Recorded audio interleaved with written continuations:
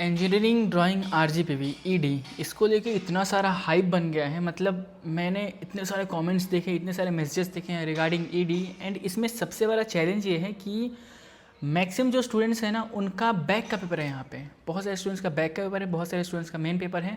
And सबको ये लग रहा है कहीं ना कहीं कि लास्ट पेपर में बैक ना लग जाए, ईडी में बैक ना लग जाए, इंजीनियरिंग ड्राइंग में बैक ना लग जाए, क्योंकि ये ड्राइंग सब्जेक्ट है। यहाँ पे थ्योरी नहीं है, पूरा पूरा ड्राइंग है।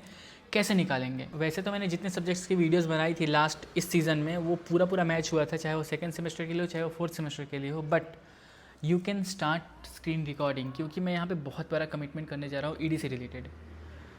इसमें मैं कुछ स्ट्रैटेजी बताऊंगा। मतलब कोई इंसान एग्जाम स्टार्ट होने के 1 घंटे पहले ये वीडियो देख रहा है ना, तब भी उसके पेपर बहुत ही अच्छी तरीके से निकल जाएंगे। ईडी में बैक नहीं लगेगा, उसकी गारंटी है। लाइक लिटरली जो इंसान ईडी के पेपर सेट कर रहा होगा ना, उसको भी इतना कॉन्फिडेंस नहीं होगा जितना कॉन्फिडेंस अभी मुझे है ईडी को लेके। क्योंकि बस है, I am just so sure about it कि आएगा, जो मैं बताऊंगा वो आएगा ही आएगा। ठीक है, तो चलो स्टार्ट करते हैं। सो हेलो, नमस्ते, अस्सलाम वालेकुम, मैं हूँ फारूक। एंड सबसे पहले सबसे इंपॉर्टेंट चीज़ कि जो मैंने पुरानी वीडियोस बनाई हैं ईडी से रिलेटेड, उनको इस वीडियो से कनेक्ट मत करना, क्योंकि वो 1 साल पुरानी वीडियो है। मेरे को खुद नहीं याद है कि मैंने उसमें क्या बनाया हुआ है, क्या पढ़ाया हुआ है, एंड किस हिसाब की मेंटेलिटी थी मेरी उस टाइम पे। अभी मेरा एक्सपीरियंस बहुत अलग है उस टाइम से। ठीक है, अभी मैंने बहुत सारे लोगों के ईडी के ऊपर निकलवाए हैं अपने पढ़ाए हुए स्ट्रेटजी के हिसाब से। तो वो एक्सपीरियंस अलग था, ये एक्सपीरियंस अलग है, तो उनको तुम कनेक्ट मत करना इससे। ठीक है, वो सारी वीडियोस भूल जाओ, ये एक नई वीडियो है, इसको ध्यान से स्टेप बाय स्टेप समझना, पूरा फ्रेश है। ठीक है, सबसे पहले इंजीनियरिंग ड्राइंग एक ड्राइंग सब्जेक्ट है, तो इसमें अपने को ड्राइंग बनाना कंपलसरी है। बट पढ़ना कैसे है? इंजीनियरिंग ड्राइंग में टोटल 5 यूनिट्स है। ठीक है, जिसमें सबसे पहला यूनिट है स्केल्स, एंड लास्ट का यूनिट है I guess CAD, computer aided design, जिसमें तुमको फॉर एग्जांपल तुम्हारे सामने क्वेश्चन पेपर रखा हुआ है। ठीक है, एंड तुम उसको सॉल्व कर रहे हो, तुमको थोड़ा बहुत नॉलेज सबका है, एंड तुमने बस ये वीडियो देखी है जिसमें मैंने बताया है स्केल्स पढ़ना है और कैड पढ़ना है। मैंने क्या बोला? स्केल्स पढ़ना है और कैड पढ़ना है। पहला यूनिट का scales, plane scale, diagonal scale and vernier scale, इसके ऊपर बहुत सारी वीडियोस अवेलेबल हैं, जिसमें इरफान सर के फ्री वीडियोस अवेलेबल है, जाके देख लेना उसको। उसके बाद कैड, कैड मैंने पूरा डीप से पढ़ाया हुआ है, कंप्यूटर एडेड डिज़ाइन। समझना ध्यान से, यूनिट 1 में स्केल्स एंड यूनिट 5 में कैड। कैड मैंने पूरा पढ़ाया हुआ है। तुम ओनली सर्च करोगे यूट्यूब पे CAD and grow with Farooq search करना, तुमको कैड के बहुत सारे मेरे वन शॉट मिल जाएंगे। फिर मेरी जो लास्ट वीडियो है ईडी की, उसमें मैंने कैड अपलोड किया हुआ है, उसको देख लेना। एंड ख़त्म। ये जो तुमने 2 चीज़ की हैं, इससे पता है क्या होगा? तुम्हारे पास एक क्वेश्चन पेपर आएगा जिसमें तुमको 21 मार्क्स कैड से मिलेंगे।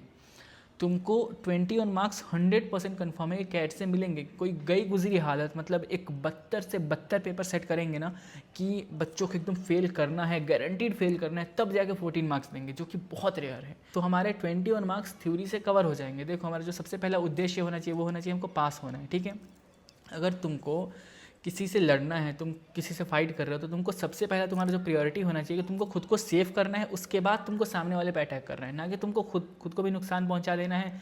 तुम कुछ भी मिस्टेक किए जा रहे हो, खुद को भी नुकसान पहुंचाओगे, सामने वाले को भी नुकसान पहुंचाओगे, तो वैसा कोई मतलब नहीं है। समझ रहे हो?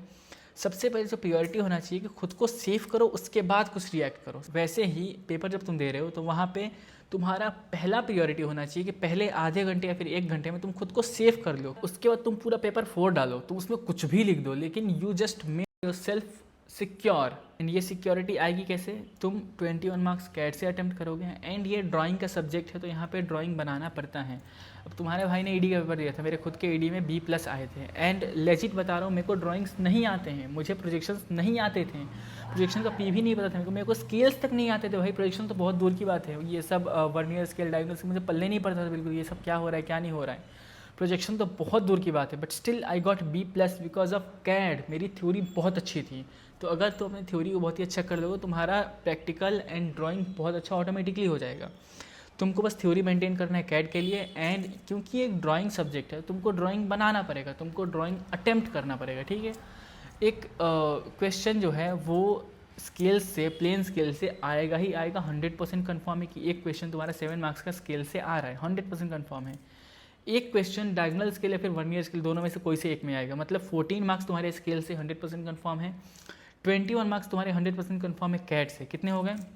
Approximately 35 marks. 35 मार्क्स में से 1 मार्क भी कटने का कोई चांस है ही नहीं, क्योंकि CAD is the easiest unit. वहाँ पे बहुत ही सिंपल थ्योरी है, इंग्लिश फॉर कम्युनिकेशन से भी ईजी है कैड। एंड जो अपना स्केल्स है, स्केल्स तुम 5 से 10 मिनट में सीख सकते हो, क्योंकि स्केल्स बनाना बहुत ईजी होता है। वो प्रोजेक्शन एंड वो सब टफ होते हैं, उसमें व्यू एंड सेक्शनल बहुत ही अलग थ्योरी लगती है, लेकिन स्केल्स ईजीएस्ट है भाई। स्केल्स को तुम बहुत ही ईजिली सीख सकते हो। तो स्केल और कैड में से तुम्हारे 35 मार्क्स कंफर्म है। हो सकता है 42 मार्क्स आ जाए, लेकिन 35 तो कंफर्म ही है।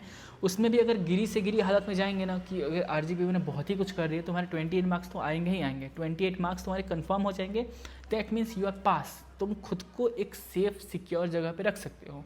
उसके बाद तुमको क्या करना है, तुमको करना है क्रिएटिविटी। क्रिएटिविटी करनी आती है ना, मतलब तुमने खुद को पास कर लिया, तुमने खुद को सिक्योर कर लिया कि हाँ फ़र्क भाई ने इतना बताया था, मैंने इतना कर लिया, एंड हो सकता है कि कैट से तुमको 28 मार्क्स मिल गए, तुमको 14 मार्क्स स्केल से मिल गए, तुम्हारे 42 मार्क्स हो गए, तुमने खुद को B+ पे सिक्योर कर लिया, जैसे मैंने किया था।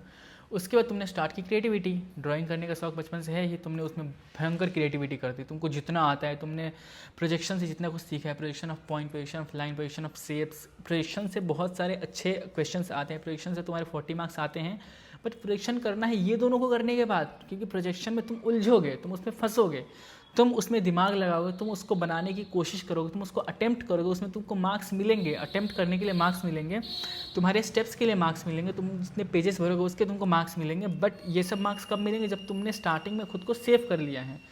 देखो क्या होता है ना, कि अगर तुमने 18 मार्क्स लाए, तुमने 17 मार्क्स लाए, तुमने 10 के नीचे मार्क्स लाए, ठीक है, तुमने अगर 10 के नीचे मार्क्स लाए, तुमने 12 के नीचे मार्क्स लाए ना, एग्जामिनर उसको रद्द कर देगा। एग्जामिनर के माइंड में क्या है कि भाई बंदे ने 10 मार्क्स के भी सही आंसर नहीं लिखे हैं, तो उसको फेल करना है। दैट मीन्स कि उसका एक परसेप्शन माइंड में काम नहीं कर रहा है, उसने तुमको फेल करना है, वो तुमको फेल करेगा।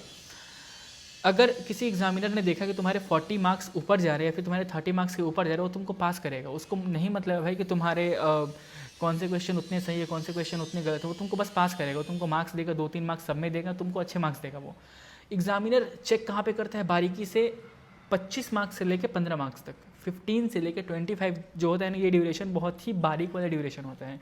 क्योंकि अगर तुम्हारे 18 मार्क्स 19 मार्क्स भी आ गए, तब तुम पास विथ ग्रेस हो जाओगे। समझ रहे हो, तुम्हारे 18+ आ जाएंगे अगर marks, you will be like pass with grace. And जो लोग होते हैं जो एकदम ही ख़राब लिखते हैं, उन्हें भी उतना चेक नहीं करते कि हाँ इन्होंने ख़राब लिखा है, डेट मीन्स इनको फेल करना ही करना है, तो उनमें बहुत सारे क्रॉस लगते हैं। लेकिन जो बारीक होता है वो 15 से 25, जिसके बीच में हमको नहीं आना है।